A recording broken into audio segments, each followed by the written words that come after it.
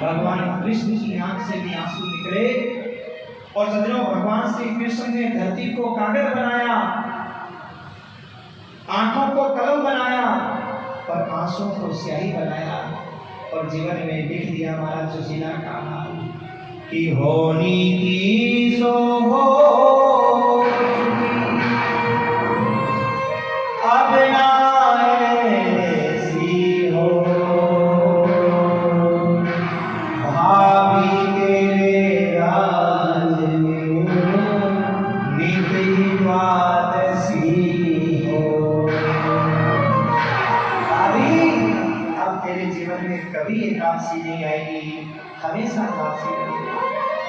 और सज्जनों, भगवान ने एक मुट्ठी चावल का पान किया, एक मुट्ठी चावल खाया, आपने सुना होगा एक लोग दे दिया, दूसरी मुट्ठी में दूसरा लोग दे दिया और तीसरी मुट्ठी अगर खा लेते तो क्या होता, तीसरा लोग भी। और भगवान क्या हो जाते, सुदामा हो जाते। यही बात है। पर सज्जनों, भागवत में ऐसा नहीं है। देखो भैया, अगर उस परमात्मा के पास तीन ही लोग हैं फिर वो भगवान कैसा है। एक तरफ तो रामायण में कहते हैं कि रोम रोम प्रति लागहि कोटि कोटि ब्रह्मांड, रोम रोम प्रति लागे कोटि कोटि ब्रह्मांड। उस परमात्मा के रोमे रोमे में करोड़ों करोड़ों ब्रह्मांड हैं। तो जिसके रोमे रोमे में करोड़ों करोड़ों ब्रह्मांड में है तो लोग कितने होंगे, विचार करिए। क्या परमात्मा के पास तीन ही लोग हैं? और तीन ही लोग हैं तो भगवान कैसा? मेरा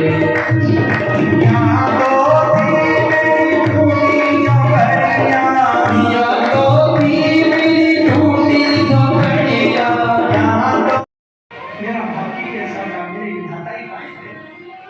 रो करके अपनी बात कही तो सजनों, रोती हुई बहन के आंसू पहुंच करके और वसुदेव कहता है, बहन तूने कहती अपनी बात, कहती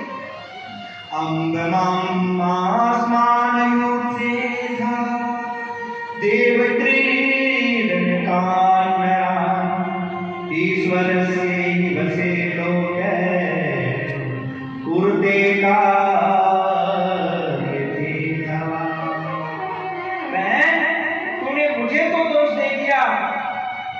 सत्य बहन ये है कि हम सब विधाता के हाथ के खिलौने हैं, कठपुतली है, और वो जैसे नचाता है वैसा नाचना पड़ता है। देख बहन, तूने ये बात कह दी, मैंने तेरा साथ नहीं दिया, पर तूने मेरे बारे में सोचा?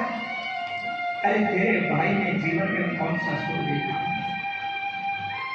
तेरी भाभी देवकी को बचाने के लिए मैंने जेल में रहना स्वीकार किया, और इतना वीर होने के बाद भी जो पुत्र पिता की आत्मा होती है, तेरी भाभी को बचाने के लिए वो दुष्ट कल से एक एक मेरी संतान को मेरी आंखों के सामने मारता चला गया,